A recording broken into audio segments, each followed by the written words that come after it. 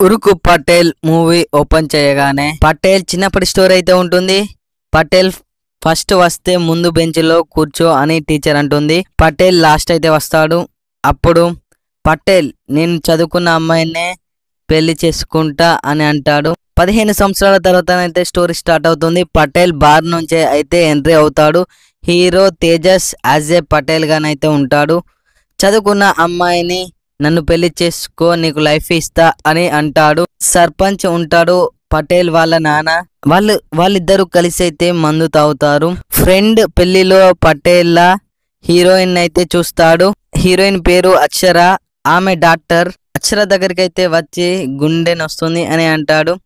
సర్పంచ్ అయితే medical camp పెట్టిస్తాడు. అక్షర వాళ్ళ family అయితే ఎంట్రీ అవుతుంది. అక్షర పటేల్ ఇంటికి వచ్చి ఉంటుంది.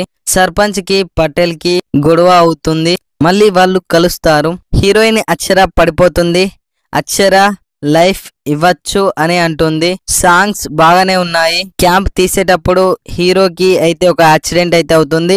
ఒక కాలు పనికి వస్తుంది, ఒక కాలు చచ్చుబడిపోయింది అని డాక్టర్లు అంటారు. ఇంటికి అక్షర వచ్చి చూసుకుంటుంది.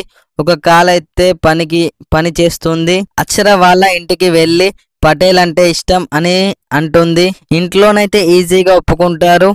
అందరైతే షాక్ అవుతారు. అక్షర పటేల్ ని పెళ్లి చేసుకుందాం అని అంటుంది. హాస్పిటల్ ఓపెనింగ్ పూజకు రమ్మంటుంది.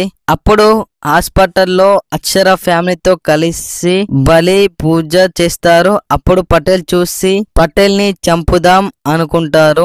ఉరుకు పటేల్ అని సెకండ్ హాఫ్ అయితే పడుతుంది.